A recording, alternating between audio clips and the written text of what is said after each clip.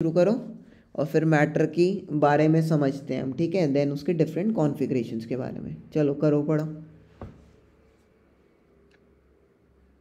As we look at our surroundings, we can see a large variety of things with different shapes, sizes, and texture.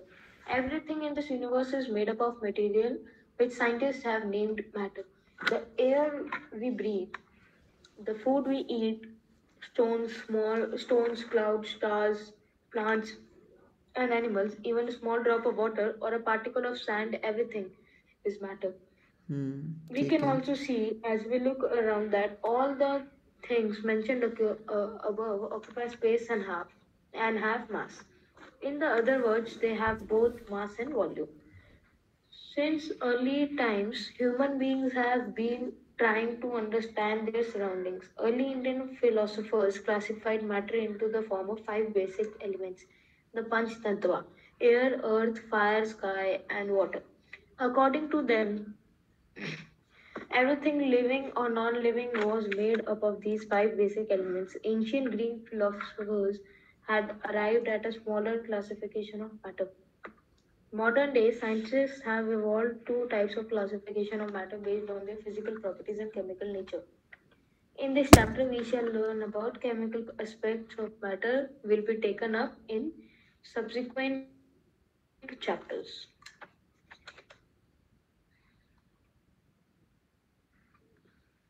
Yes, sir. क्या समझ आया? वही जो अभी तक हमने बात की थी ना कि ये चीज़ मैटर है या नहीं है, वही चीज़ तो Yes, इन्होंने sir. बोल ली है बस, है ना। और कहा है कि human being Yes, sir. Try कर रहा है ना, शुरू से ही जानने के लिए। तो अब हम सेकंड चीज़ पढ़ेंगे, फिज़िकल नेचर ऑफ मैटर, ठीक है। उसकी फ़िज़िकल प्रॉपर्टीज़ के बारे में पढ़ेंगे अब। चलो करो शुरू।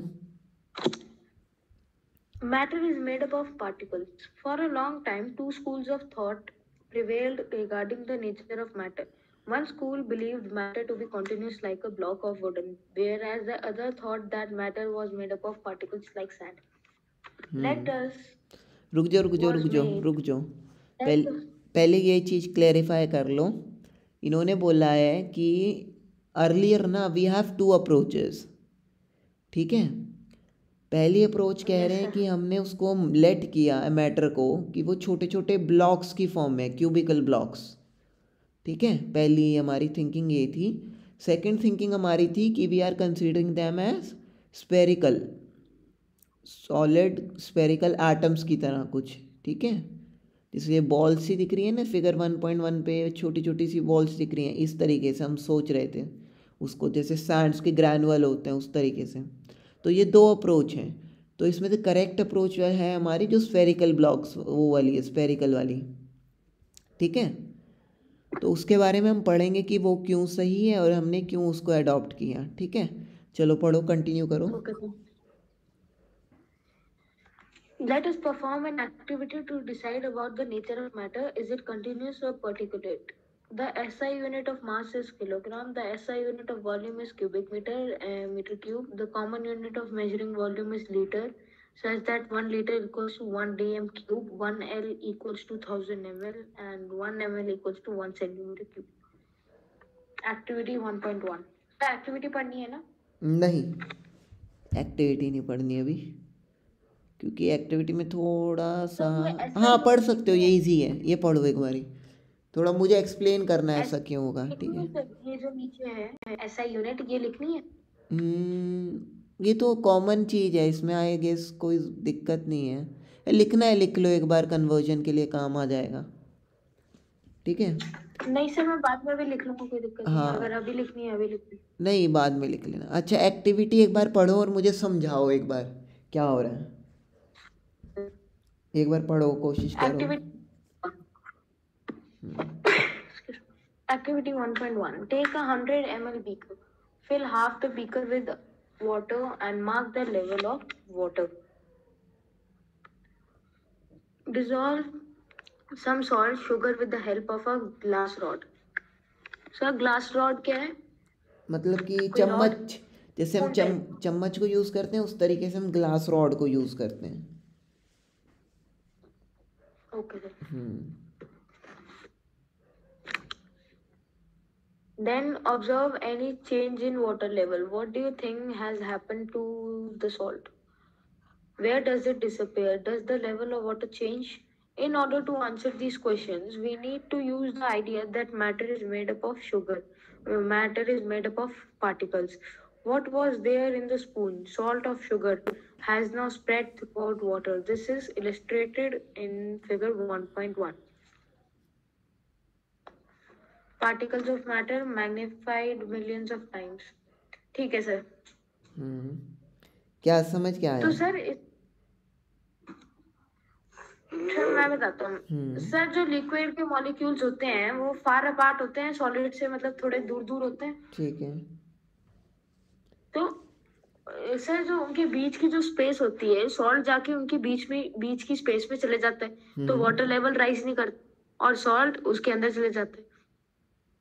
अच्छा, उससे क्या होगा? उससे सर वाटर लेवल राइज नहीं करता. अच्छा। उसने सर स्पेस थोड़ी ना ली है सर. अब जैसे पानी है, पानी के अंदर थोड़े थोड़े गैप्स हैं क्योंकि हमें पता है उनके मॉलिक्यूल दूर दूर है, तो वो जो गैप्स हैं उसके अंदर जाके सॉल्ट चले जाता है. नहीं, एक्टिविटी में क्या बताया इन्होंने? एक्टिविटी का मोटो ये नहीं कि था। सर उन्होंने बोला ना observe any change in water level. Water level पे नहीं बोला उन्होंने। कौन सी और एक्टिविटी इन्होंने ये पढ़ भी ली है? बोला does the level of water change. अच्छा, आपने तो 1.1 पढ़ी ना। अच्छा अच्छा, ठीक है ठीक है हाँ ठीक सर. है। हाँ हाँ ठीक है, ये वाली बात ठीक है। ठीक है। अच्छा, तो ये हो गई। अभी Okay, as well, 1.2 sir. बताओ। 1.2 इज़ इंटरेस्टिंग। नहीं सर, इसमें और क्या था एक्टिविटी में? यही था। यही आपने बिल्कुल सही बोला है कि वो बीच की स्पेस जो होती है उसको ऑक्यूपाई कर लेता है, या फिर उसके नहीं, बॉन्ड तो नहीं बताता। हाँ, बीच की स्पेस ऑक्यूपाई कर लेता है वो। ठीक है ना। Yes.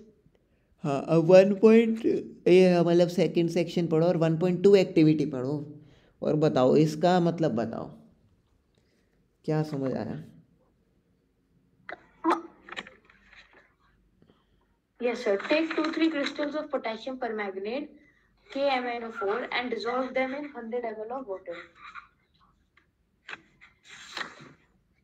Then take out approximately 10 ml of this solution and put it into 90 ml of clear water. Take out 10 ml of this solution and put in another 90 ml of clear water. Keep dilating the solution like this 5 to 8 times. Is the water still colored? Estimate how small are the particles of matter which every dilution through the color becomes light. It is still visible. Sir इसमें क्या है, the particles of matter are very small. तो sir हम जब ऐसे करते हैं तो वो कलर देखो सर, दो तीन क्रिस्टल ने 8 बार करने से उसमें कलर आ रहे हैं. इसको उससे होली से कनेक्ट कर सकते हो। उसको होली है, होली में हम कलर को कैसे यूज़ करते हैं? Yes sir. थोड़ा कलर डाल बताओ। के, थोड़ा थोड़ा कलर डाल के. इसमें बेसिकली जो हमें ये बताना चाह रहा है ना चीज़, वो ये है कि फॉर एवरी सब्सिक्वेंट हम उसको बेसिकली डाइल्यूट कर रहे हैं ना, बार बार बार बार। तो Yes, sir. जो उसकी कंसंट्रेशन है वो कम हो जा रही है। मतलब है कि जैसे होली वाला पानी है, उसको मैं थोड़ा थोड़ा अलग अलग रखता जा रहा हूँ कि मैं उसमें और पानी मिला रहा हूँ, जैसे कि और पानी मिलाता जा रहा हूँ, तो उसकी क्या होता है कि डार्कनेस जो है उसकी कम हो जाती है ना, क्योंकि जो Yes, उसका sir. कंसंट्रेशन है, जो कि हमारा कलरिंग एजेंट है, उसका कंसंट्रेशन क्या हो जाता है, लो हो जाता है ना। तो यही इसमें बता रखा है कि पार्टिकल्स की जो। सर इसमें लॉजिक क्या है कि दो तीन क्रिस्टल का क्या लॉजिक है इसमें? इसमें लॉजिक कुछ है ही नहीं है, तो बिल्कुल सिंपल सा जेन्युइन कंसेप्ट है कि डेंसिटी कम हो जाएगी। मतलब कि डेंसिटी तो थोड़ा आपके लिए बड़ा टर्म है, बट जैसे उसके काउंट होते हैं ना, कि मतलब कि अगर 100 ml वाटर है, मैंने उसके अंदर 10 पार्टिकल डाल दिए इसके, ठीक है, कलरिंग Yes, एजेंट sir. के। अब सेम मैं एक और बीकर लेता हूँ जिसका है 1 लीटर, ठीक है, मतलब कि Yes, sir. 1000 मिलीलीटर। उसके अंदर भी मैंने 10 वो ही डाले कलरिंग एजेंट, तो किसका कलर डार्क होगा? फिर 100 ml वाले का 100 ml वाले का, बस यही लॉजिक है, ठीक है ना, कि डेंसिटी की बात हो रही है बेसिकली इसमें थोड़ा। तो सर डेंसिटी जिसकी हाई होगी उससे क्या फर्क पड़ेगा? उससे ये फ़र्क पड़ेगा कि उसका कलर अच्छा आएगा। अब डेंसिटी आपने पढ़ी है नहीं पढ़ी, मास अपॉन वॉल्यूम होता है ना, और पढ़ा है सर, पता है ना, पढ़ा है। हाँ। तो इसका मास हमने कितना दिया, 10 particle divided by volume, volume कितना है, 10 है। अच्छा नहीं, इस तरीके से नहीं, नहीं सर, वॉल्यूम तो 100 ml है ना। हाँ सॉरी 100 है, तो उस हिसाब डेंसिटी हमारी उसकी ज़्यादा हो इट्स ओके। जाएगी, ज़्यादा हो जाएगी ना। एक सेकंड, ये सीरी बोलते हैं। 1/10 होगी ना सर, हाँ 110, डेंसिटी 100। 1/10 होगी। और उस केस में 100th होगी, तो डेंसिटी किस में ज़्यादा है फिर, दोनों में से किस केस में ज़्यादा है, 100 ml वाले केस में या फिर 100 ml वाले में 10 ml में, तो वही बात हंड्रेड तो एम है, एल वही बात है ना फिर, कि जिसमें डेंसिटी ज़्यादा होगी, जिसमें कंसंट्रेशन ज़्यादा होगा, उसमें हमें कलर भी अच्छा दिखेगा। पार्टिकल्स की मतलब नंबर के उसमें बात कर रहे हैं हम, कि जिसमें ज़्यादा होगा उसमें अच्छा दिखेगा, ठीक है। चलो आगे ओके। पढ़ो, ये इन्होंने लिख रखी है, दिस भैया एक्सप्लेनेशन लिखी है, एक बार वो पढ़ो। हम्म। Yes, sir. This experiment shows that just a few crystals of potassium permanganate can color a large volume of water, about 1,000 liters. So we conclude that there must be millions of tiny particles in just one crystal of potassium permanganate, which keep on dividing themselves into smaller and smaller particles. The same activity can be done using 2 ml of Dettol instead of potassium permanganate.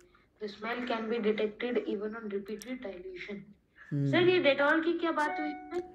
इसने कहा कि अभी हम colour को ले रहे हैं ना पैरामीटर, तो डेटॉल के केस में हम ले लेंगे स्मेल को। डेटॉल की एक वो होती है ना खुशबू, है ना, तो ये बेसिकली ये बोल रहे हैं कि अगर हम उसको डाइल्यूट करते रहे, beaker to beaker, beaker to beaker, उसका करेक्टरिस्टिक लो होगा, बट वो जाएगा नहीं, कुछ ना कुछ होगा वहाँ पे, ठीक है ना, well there will be some colour but its magnitude will be low, मतलब वो लाइट होगा। सेम केस डेटॉल का होगा कि डेटॉल की खुशबू होगी पर वो कम होगी बहुत, but there will be some.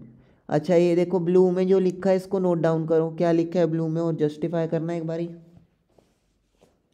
Blue box में जो लिखा है। The particles of matter are very small. They are small beyond our imagination. Sir जितना हमने इमेजिन किया हुआ है उससे भी ज्यादा छोटे होते हैं ये। ठीक है ना, सर ये नोट डाउन करना है। कर लो, कि इससे एटलीस्ट आपको वो याद रहेगा कि छोटे छोटे होते हैं।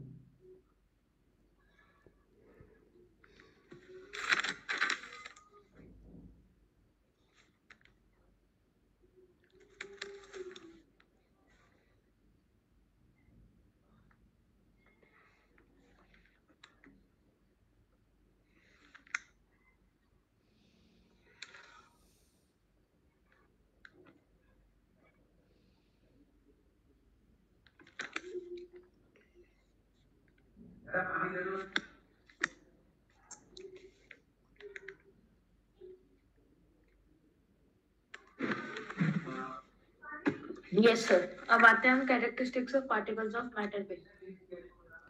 हाँ, करेक्टरिस्टिक्स पढ़ते हैं, तो करो शुरू। particles of matter have space between them. Okay.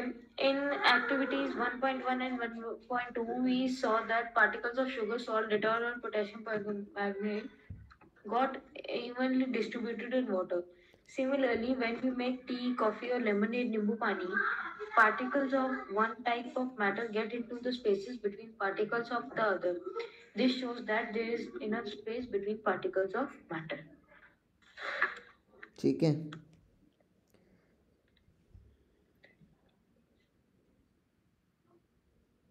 आगे Yes. पढ़ो, तो आगे अब पढ़ो। सेकंड प्रॉपर्टी आती है हमारी, particles of matter are continuously moving.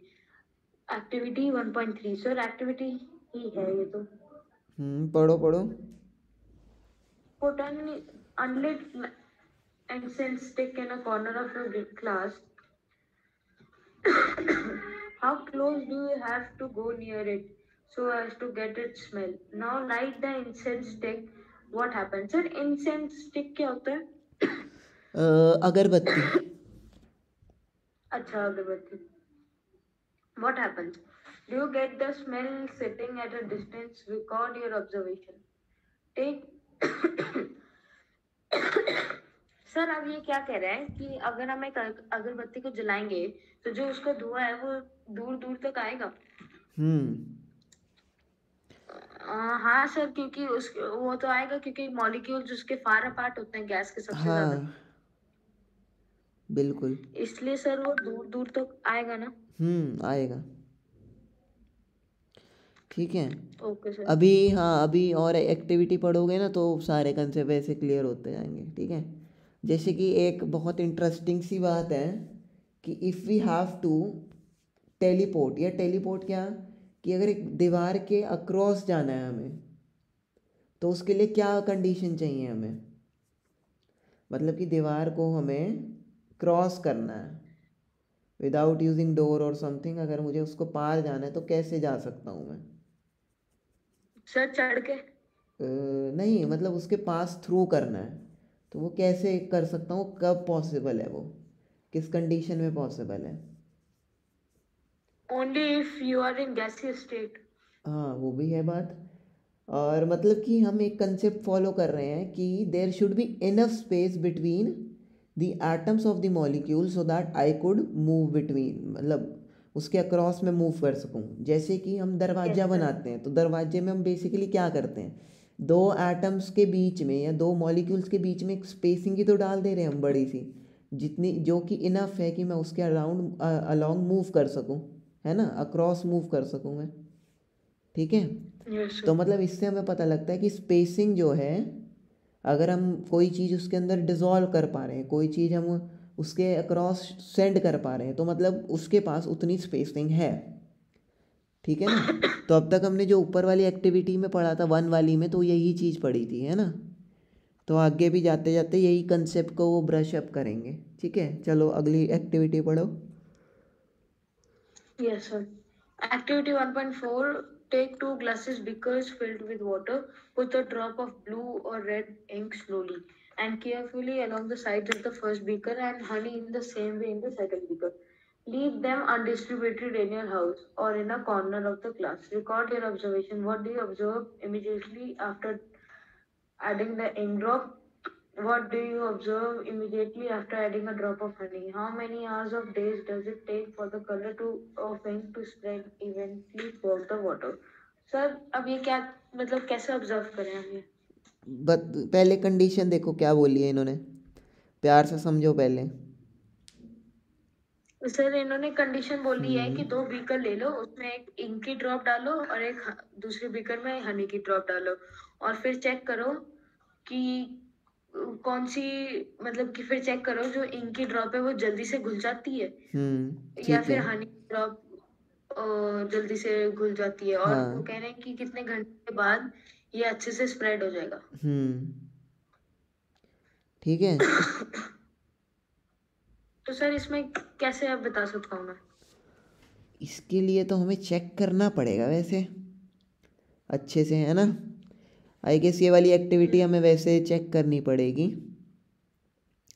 But जैसे इन्होंने ब्लू और रेड इंक बोली है और दूसरा इन्होंने बोला है हनी, है ना.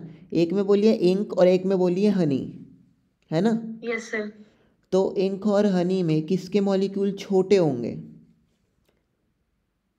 क्या लगता है आपको. सर इंक की पतली होगी. क्या कह रहे हो, इंक पतली होगी. हाँ, मतलब उसके मॉलिक्यूल थोड़े yes, sir. छोटे होंगे, है ना. Yes sir. So that means कि वो इजीली डिजॉल्वेबल होगी. ठीक है. वो स्प्रेड आउट हो जाएगी, डिफ्यूज़ हो जाएगी एकदम अगर मैं पानी के अंदर डालूँगा. ठीक है. सर डिफ्यूजन मींस मैं बताता हूँ. डिफ्यूजन होता है, एक second. Diffusion is the property of matter which is based on the motion movements of particles. Hmm.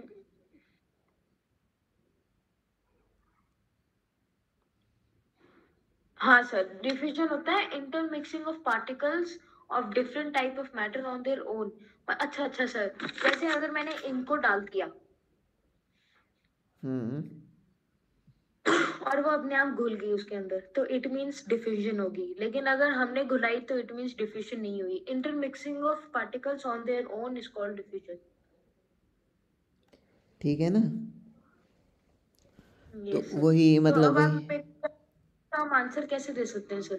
ये तो इसका फॉर्मेट वगैरह देखना पड़ेगा, बट बेसिक चीज़ यही रहेगी कि इंक के जो मॉलिक्यूल्स हैं they are small as compare to the molecules of honey. तो हम बेसिक वही कंसेप्ट बोल देंगे कि जो सॉल्युबिलिटी है, अगर उसके मॉलिक्यूल स्मॉल होते हैं तो ईजिली सॉल्युबल होती है। तो इस वजह से हम कह सकते हैं कि ink will be much more soluble than honey. ठीक है। बाकी जैसे इन्होंने ओके आवर्स की बात की ना, हाउ मेनी आवर्स, तो ये आवर्स और डे तो ये तो हमें चेक करना पड़ेगा अच्छा, एक्सपेरिमेंट ये तो करके। हमें चेक करना पड़ेगा सर। हाँ, तो इसके बारे में तो आई कांट बस से। सर मैं आपसे ये पूछता हूँ कि रैंडमली क्या आंसर दे पाएंगे कि कौन सा जल्दी डिफ्यूज हो पाएगा? बता तो दिया मैंने कि ये मॉलिक्यूल्स के छोटे हैं तो वो हो जाएगा जल्दी इंक। Okay sir. 1.5 पढ़ो। Drop a crystal of copper sulfate or potassium permanganate into a glass of hot water and another containing cold water. Do not stir the solution. Allow the crystals to settle at the bottom. What do you observe just above the solid crystal in the glass? What happens as time passes? What does this suggest about the particles of solid and liquid? Does the rate of mixing change with temperatures? Why and how? Hmm Drop a crystal of copper sulfate or potassium permanganate into a hot water and do not stir. अच्छा sir, इसमें भी diffusion की बात हो रही है कि हम्म एक ठंडा पानी ले लो और एक गर्म ले लो। ठंडे पानी में क्रिस्टल ऑफ कॉपर सल्फेट या फिर पोटेशियम परमैंगनेट डाल दो, उसमें भी ऐसे कुछ डाल दो। तो वो कह रहे हैं कि ऑब्जर्व करते हो कि solid crystal in the glass. Crystallization हो जाएगी, बट मतलब थोड़ा कॉम्प्लेक्स टॉपिक है ये, ठीक है ना। बट ये समझ लो क्रिस्टल्स का फॉर्मेशन मतलब कि एक सॉलिड का फॉर्मेशन, ठीक है, पाउडर फॉर्म आ जाएगी। ठीक है। Okay sir. तो इस एक्टिविटी में हमें मतलब ये चीज़ हो जाएगा काम सारा। Okay sir. हाँ, particles of matter are continuously moving, that is they possesses what we call the kinetic energy. Sir क्या मतलब है kinetic energy? इसमें क्या कह रहे हैं? काइनेटिक एनर्जी एक टाइप ऑफ एनर्जी होती है जो कि एक मॉलिक्यूल पोजेस करता है by virtue of its motion.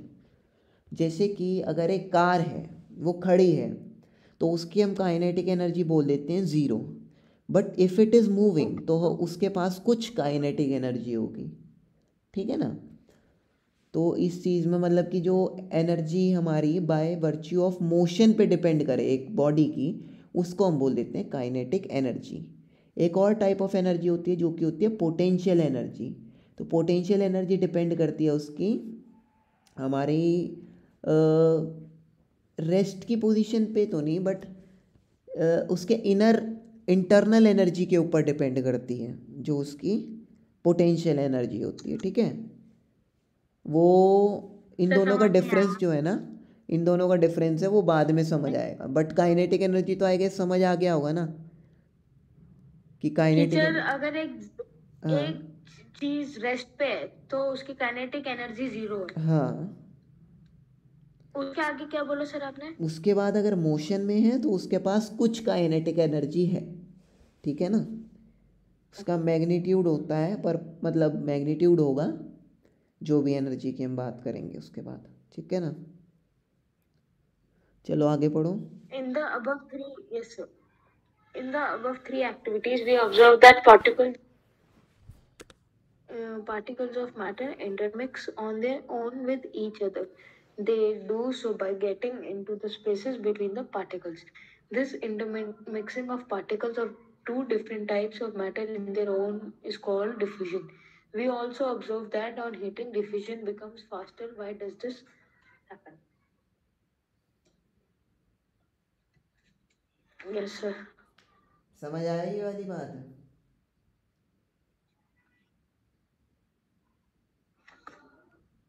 Try करो थोड़ा समझने की। हाँ सर, मेरे को समझ आ गई आ गई कि ना? खुद की intermixing by in its own उसको हम डिफ्यूजन कहते हैं। अब वो कह रहे हैं कि हॉट वाटर में डिफ्यूजन कैसे होती है, मैं बताता हूँ sir. The rate of diffusion increases on increasing the temperature.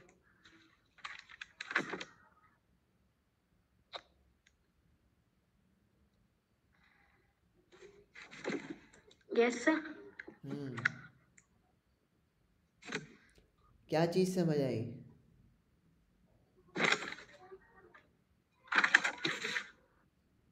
Sir ये समझ आई कि डिफ्यूजन का अगर टेम्परेचर ज्यादा होगा तो उस वो रेट भी ज्यादा होगा।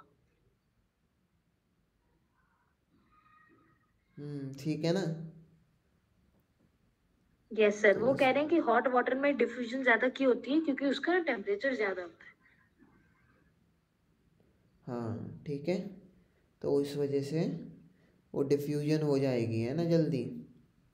टेम्परेचर के यस ऊपर सर। डिपेंडेंट है वो, क्योंकि वेलोसिटी जो है उसके ऊपर डिपेंडेंट होगी, और वेलोसिटी है तो काइनेटिक एनर्जी उसके ऊपर डिपेंडेंट होगी। तो वही घुमा फिरा के कंसेप्ट वही ले आए हैं, ठीक है। चलो अगला पढ़ो, नेक्स्ट सेक्शन। सर फिर आते हैं हम थर्ड प्रॉपर्टी में, है वो है particles of matter trash reason.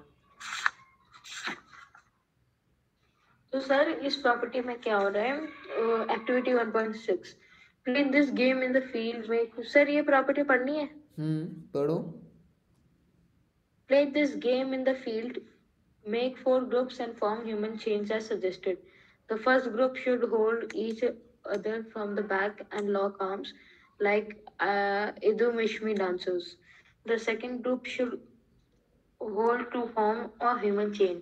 The third group should form a chain by touching each other with only their fingertips. Now the fourth group of students should run and try to break the three human chains one by one into as many small groups as possible. Which group was the easiest to break? Why? हम्म क्या मतलब है sir इसका? एक और कि बार chain पढ़ो, में है। एक और बार पढ़ो, सिचुएशन को पूरे अच्छे से एनालाइज करो। देखो एक और बार पढ़ो। The second group should hold hands to form a human chain. हम्म अच्छा सर, मतलब साथ साथ पकड़ के रखो। ठीक है। The third group should form a chain by touching each other with only their fingertips. अच्छा अच्छा अच्छा अच्छा, एक चेन बनाओ फिंगर टिप से, एक बनाओ हाथ से। Now the fourth group of student should run around the. अच्छा अच्छा, समझ गया सर मैं। मतलब सर समझ अगर गए? हम फिंगर टिप पे पकड़ के रखेंगे तो कोई भी आएगा वो आसानी से टूट जाएगा, क्योंकि हम एक अच्छे से जुड़े नहीं हुए हैं। लेकिन अगर हम हाथों से जुड़े होंगे तो कोई भी आएगा तो हमें नहीं ब्रेक कर पाएगा। हाँ बस यही कंसेप्ट था, यही मॉलिक्यूल्स की बात हो गई। अब अगर मॉलिक्यूल्स आपस में अच्छे से बाइंड है तो वो उनको तोड़ना मुश्किल है, जबकि अगर थोड़े थोड़े टच कर रहे हैं तो उनको तोड़ना आसान है, as in case of solid and case of gaseous species respectively, है ना। Yes sir. चलो आगे पढ़ो। If we consider each student as a particulate matter, then in which group the particles held each other with the maximum force? Take an iron nail, a piece of chalk, and a rubber band. Try breaking them by hammering, cutting, or stretching. In which of the above three substances do you think the particles are held together with greater force? Open a water tap. हाँ, to greater force. Sir इसने बोला है कि एक हम्म iron का nail ले लो, ठीक है। एक पीस ऑफ चॉक ले लो और एक रबर बैंड ले लो। Try breaking them by hammering, cutting और stretching. In which of the above three substances do you think the particles are held together with greater force? बताओ। Sir iron nail. कैसे? क्योंकि sir हम उसको जितना भी मारेंगे वो टेढ़ा हो जाएगा लेकिन टूटेगा नहीं।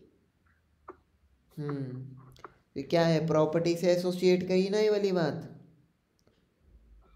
हाँ सर, क्योंकि उसके पार्टिकल्स ज्यादा अच्छे से होंगे। हाँ बस, ठीक है, next. Open a water tap, try breaking the stream of water with your fingers. Were you able to cut the stream of water? What could be the reason behind the stream of water remaining together? Yes, I can break the stream of the water because the molecules of water are not attracting each other. Yes sir, वो है ना, liquid है वो, हाँ, तो sir उसके molecules थोड़े दूर दूर होते हैं तो इसलिए अट्रैक्ट कम करते हैं। थोड़ा थोड़ा कम, ज़्यादा नहीं, थोड़ा सा कम। थोड़ा सा। हाँ, इसमें बेसिक बात जो जाएगी वो ये है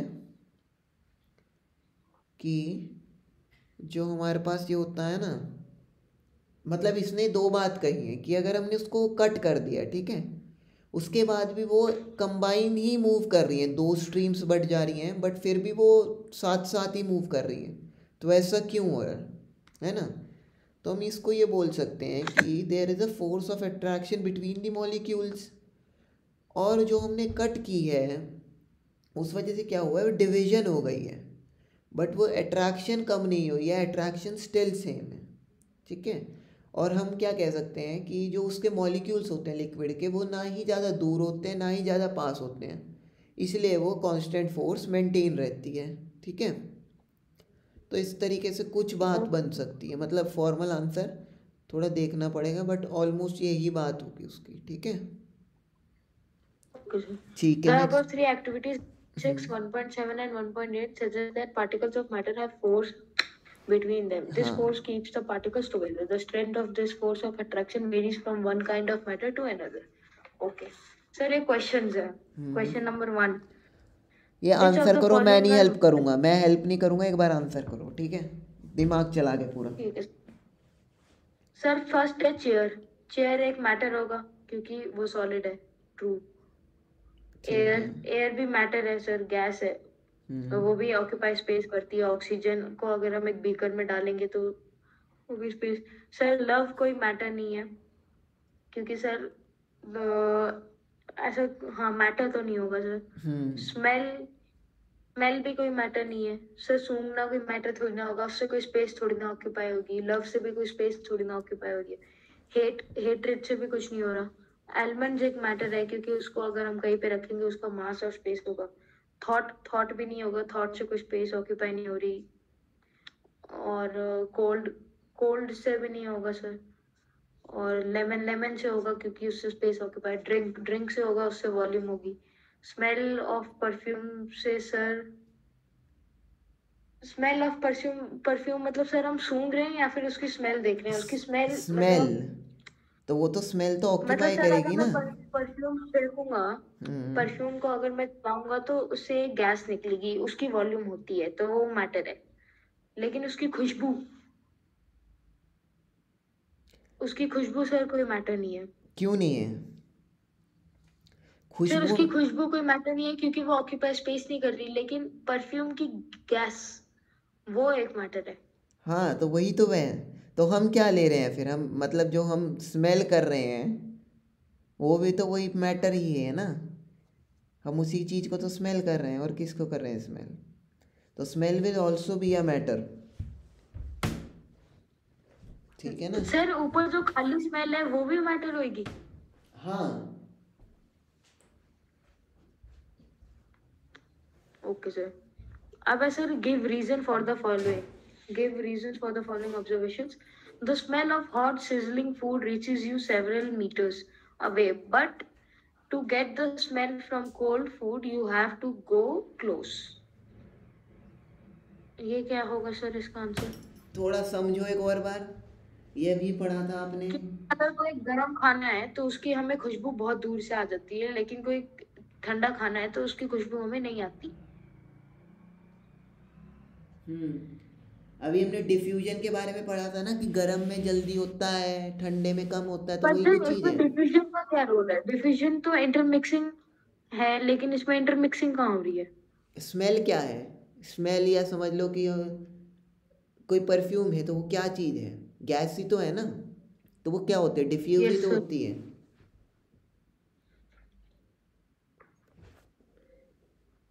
डिफ्यू मतलब सर समझा नहीं मैं। वो मतलब डिफ्यूजन शो करती है ना, डिफ्यूजन।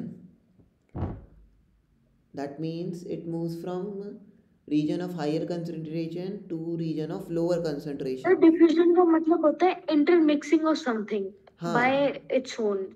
गैस का इंटरमिक्स किससे हो रहा है? नॉर्मल गैस से, कि एक तो स्मेल वाली गैस है जिसमें खुशबू है, और एक नॉर्मल गैस है, तो उसके थ्रू वो फिर आगे ट्रैवल करती जाती है। ठीक मतलब है। सर कोई और एग्जांपल दो। इसका एग्जाम्पल कैसे हो सकता है कि जैसे, हाँ, अभी हमने ऊपर वाला नहीं पढ़ा क्या, जिसमें कि वो कम हो रहा है, कलर की इंटेंसिटी कम हो रही है, तो वो बेसिकली ट्रैवल ही तो कर रहा है ना वो, एक तरीके से। कि अगर आप इसको देखो ना, अगर ये हमारा स्टार्टिंग पॉइंट है, सेकंड वाला बीकर, ठीक है, जिसमें हमने वो फ्लेक्स डाली हैं, तो एक तरीके से देखो तो ये आगे, अगर हम इसको एयर के मॉलिक्यूल मान लें, और इसको हम ले लेते हैं, स्मेल ले लेते हैं, ठीक है, परफ्यूम की, तो जैसे जैसे यस। डिस्टेंस बढ़ेगा वैसे वैसे उसकी वो भी तो कम होगी ना, इंटेंसिटी। तो ये चीज़ इससे हम डिस्क्राइब कर सकते हैं। तो गर्म खाने में क्या होता है कि डिफ्यूजन का जो रेट होता है वो अच्छा होता है, that means it could lead to a longer distance, दूर तक जाके उसकी तक स्मेल पहुंच सकती है, बट ठंडे खाने की नहीं पहुंचती। ठीक है, यही चीज़ है बस। ठीक है सर, तो आप इसका एक आंसर बता दो सर मुझे, मैं इसमें ताकि बस लिख। डिफ्यूजन का रेट हम कह सकते हैं कि diffusion rate will be more for hot food, या फिर जो भी इन्होंने बोला है ना, गरम खाना, sizzling food. that that the rate of diffusion increases when the rate of temperature increases. So in a hot sizzling food, the temperature is higher. That is why the diffusion is higher. But in cold food, the temperature is lower, so diffusion is not there. ठीक है। Yes, sir.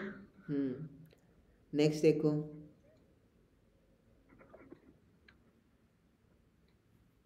Next, a diver is able to cut through water in a swimming pool. Which property of matter does the observation show? हम्म मतलब sir, एक और बार पढ़ो। sir, in this case, we can say that the molecules of liquid is far apart. That is why the diver is able to cut through water in a swimming pool. And the property of matter in this observation shows is particles of matter have space between them.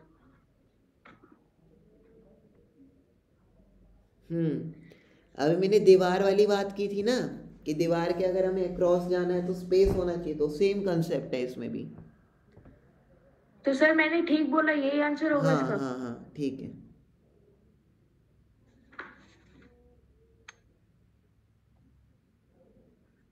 एक second sir.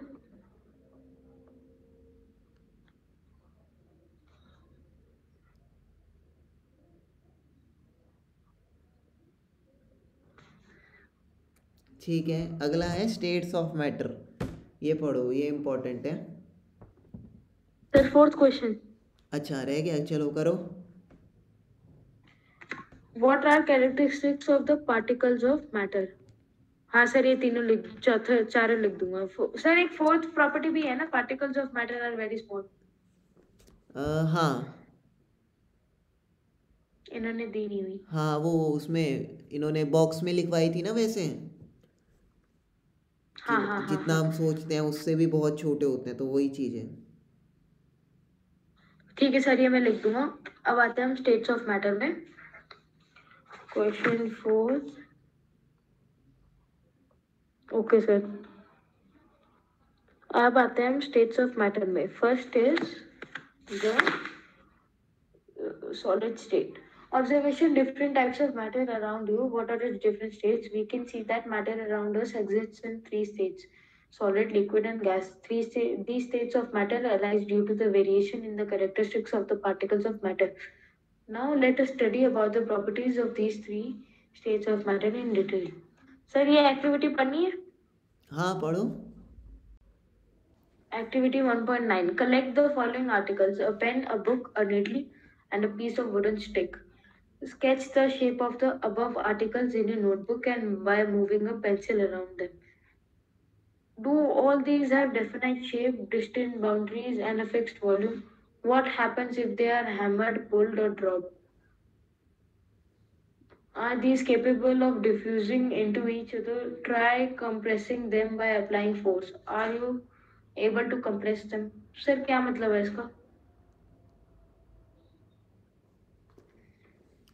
हाँ क्या समझ आया? नहीं sir, ये मतलब इसकी definite shape, boundaries और फिक्स्ड वॉल्यूम तो है, पर सर इसका क्या मतलब है? What happens if they are hammered, pulled और ड्रॉप्ड? हाँ तो क्या उसमें क्या होगा, उस सिनेरियो में क्या होगा बताओ. सर हैमर्ड मतलब उसको अगर मैंने हैमर से मारा हाँ एक वुडन के उसको या पेन को या फिर पीस ऑफ उसको हाँ नीडल को, हाँ बुक, मतलब सर सब मैं समझा नहीं, अगर मैं उसको हैमर से मारूंगा तो कुछ होगा, ये पूछ रहे हो? हाँ क्या होगा, व्हाट विल हैपन. सर तो टूट जाएगा. क्या पीस कौन. ऑफ निडल हाँ पीस ऑफ निडल. का पता नहीं, पेन टूट जाएगी. ठीक है. बुक को सर कुछ नहीं होगा, मतलब बुक को टूटेगी नहीं, फटेगी, इन द सेंस कुछ कह सकते हैं. और उसका जो हमारे पास वो हो गए, जो पेन की बात की है ना, पेन की, वो निडल बेसिकली उसको क्या. कुछ नहीं होगा सर. हाँ वो मेटल है ना, तो उसकी शेप चेंज हो सकती है, बट अदरवाइज वैसे कुछ नहीं होगा उसे. ठीक है ना. हाँ तो और इससे सर क्या पुल्ड पता लगता ड्रॉप्ड है फिर हमें. मतलब अगर सर मैं एक वुडन स्टिक को थोड़ी अच्छी हाइट से घेरूंगा तो वो टूट सकती है, एक निडल को घेरूंगा उसको कुछ नहीं होगा, एक हम्म बुक को घेरूंगा उसको कुछ नहीं होगा, अगर एक मैं पेन को घेरूंगा तो वो टूट सकता है. हम्म तो ये किस प्रॉपर्टी पे हमें अगर खींचने मतलब की बात है कि एम्फेसिस अगर मैं करने को बुक को कह रहे खींचूंगा. हैं. स्ट्रेंथ ऑफ मेटल क्या के सर? बारे में बता रहे हैं ना ये हमें, कि डिफरेंट डिफरेंट सॉलिड्स में different yes different sir. Strength कैसी हो सकती है ना. तो वो यस ये सर. चीज़ है, सॉलिड स्टेट में इन्होंने इस तरीके से बताया हमें कि ये पेन है, पेपर पेपर भी है, वुड है, मेटल है, तो different different types of solid है विद डिफरेंट डिफरेंट प्रॉपर्टीज़, है ना. तो आगे हम पढ़ेंगे तो उससे क्लियर हो जाएगा. ठीक है आगे पढ़ो चलो. आगे है. All the above examples of solids, we can observe that all these have a definite shape, distinct boundaries, and fixed volumes. That is, have negligible compressibility. Solids have a tendency to maintain their shape when subjected to outside force. Solids may break under force, but it is difficult to change their shape, so they are rigid. Sir इसका कोई table दे दो, rigid, compressibility, जैसे हमने ductility metals का किया था. ये होगा इसमें ना, आपके चैप्टर में होगा, ये होगा. ये नहीं इसमें नहीं है, नहीं है नहीं चैप्टर में. चलो आई सेंड यू समथिंग अगर कुछ मिलेगा ना मुझे. बट वैसे मैं क्या कह रहा हूँ कि चैप्टर के क्रॉस मूव करोगे तो समझ आ जाएगा सब कुछ. ठीक है अभी जितना समझ आ ओके रहा है सर. उतना समझ लो, चैप्टर के क्रॉस मूव करोगे समझ आ जाएगा. Okay sir. आगे हम्म है. Consider the following. What about a rubber band? Can it change its shape on stretching? Is it a solid? हाँ सर, rubber band तो change stage. Sir, a rubber band can only change its shape on stretching when an external force is applied in it. हम्म तो ठीक बात है. इसलिए sir, हाँ sir, अगर उस पर मैं फोर्स लगाऊंगा तभी होगा. If it is kept in a free state, it cannot change its shape on its own.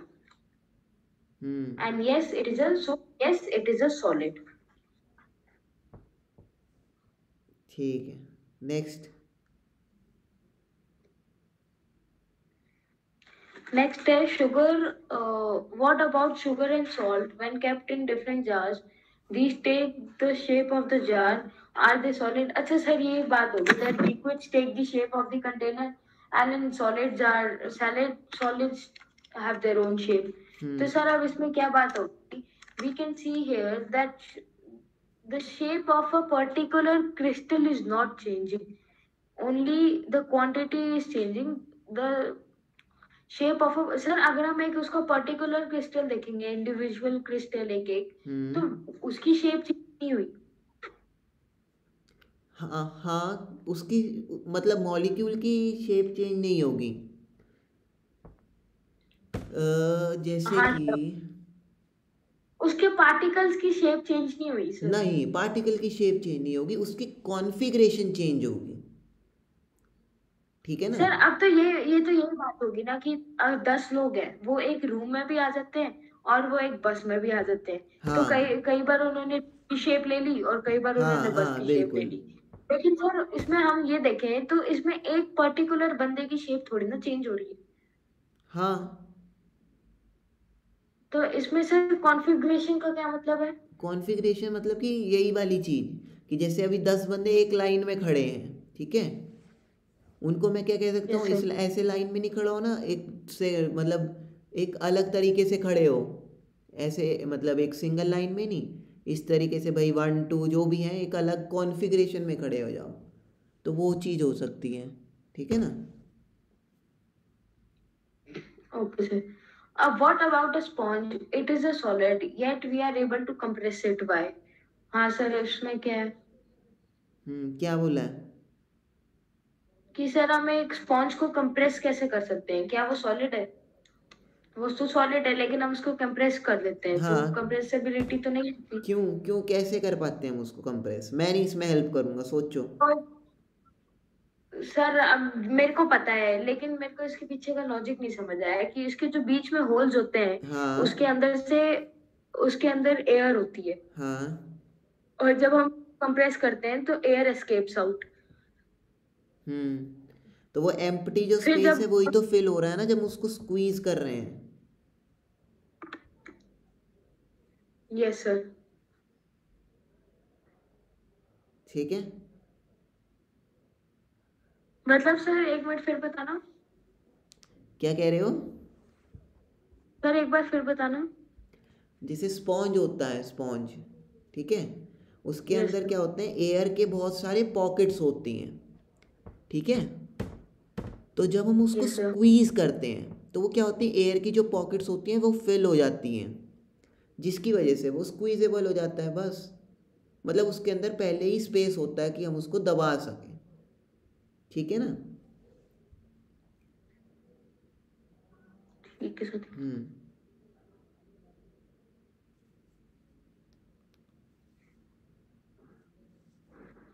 अब आगे आया है all the above are solids.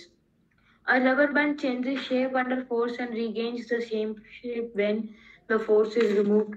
If excessive force is applied, it breaks. The shape of each individual sugar or salt crystal remains fixed, whether we take it in our hand, put it in a plate or a jar.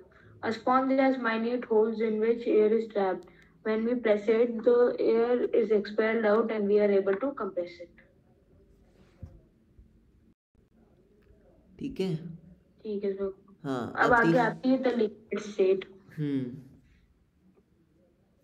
Connect the following: water, cooking oil, milk, juice, cold drink. Containers of different shapes. Put a 50 ml mark on these containers using a measuring cylinder forms the laboratory. What will happen if these liquids are spilled on the floor? Measure 50 ml of any liquid and transfer it into different containers one by one. Does the volume remain the same? Does the shape of the liquid remain the same? When you pour and the liquid from one container into another, does it flow easily? अच्छा sir क्या पूछ रहा है ये कि 50-50 ml ये सब कुछ ले लो और अच्छा अच्छा सर एक फ्लोर के ऊपर ये सब लिक्विड फेंक दो हम्म तो सर क्या होगा? बताओ। उसकी वॉल्यूम चेंज होगी क्या? उसकी हाँ वॉल्यूम तो चेंज नहीं होगी, उसकी वॉल्यूम 50 ml ही रहेगी, हाँ, लेकिन उसकी शेप चेंज। शेप चेंज हो जाएगी।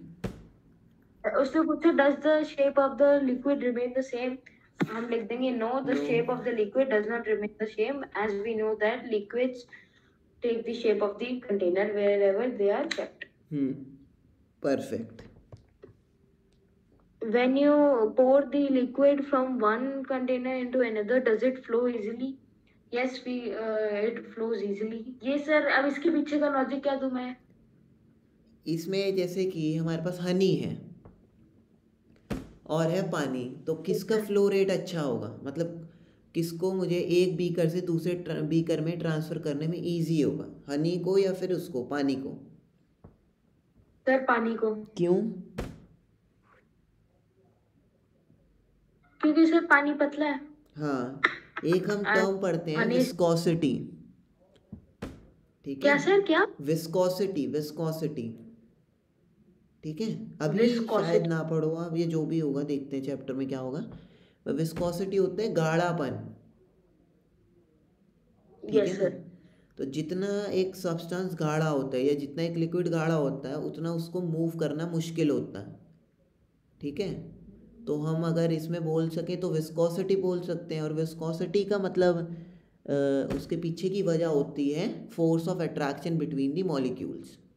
तो अगर विस्कोसिटी ज़्यादा है that means force of attraction between the molecules ज़्यादा, hence it is very difficult for us to transfer it from one beaker to another beaker और to make movement in it, ठीक है?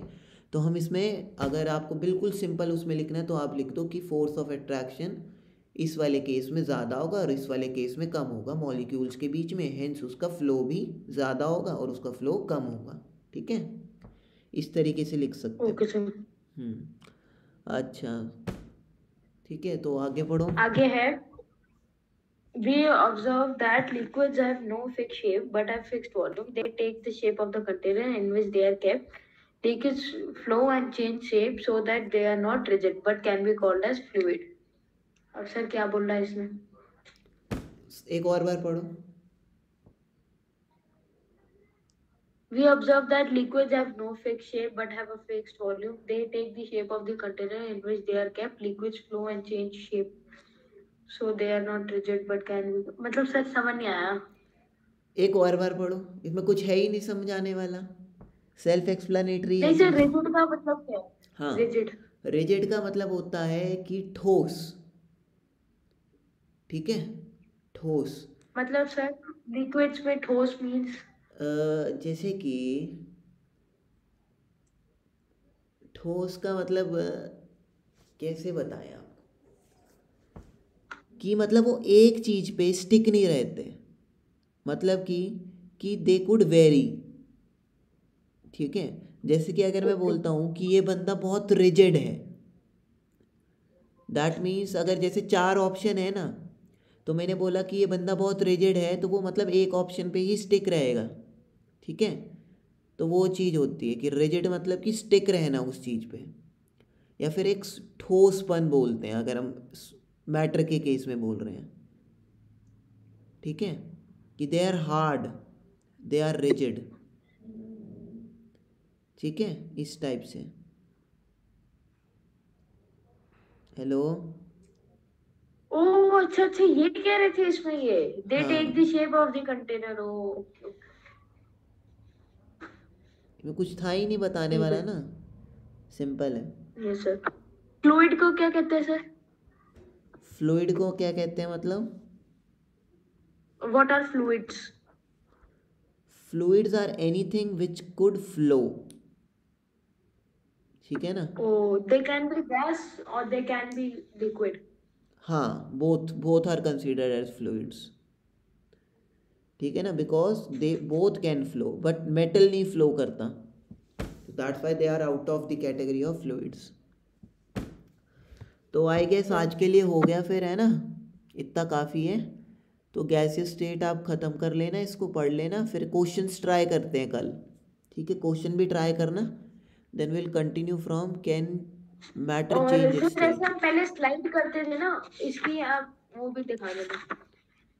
ठीक है। Okay. और तो ये ट्राई करना, एक और बार पढ़ना, ठीक है, कि ये एक्टिविटी में क्या बोल रहा है, ये समझने की थोड़ी और कोशिश करना। Why they are talking about spaces, ठीक है, why they are talking about force of attraction, ये थोड़ा देखना इसमें, ठीक है। Okay. Okay, sir. And till ठीक गैसियस है. स्टेट तक ख़त्म कर दो कल, will continue from there only, ठीक है।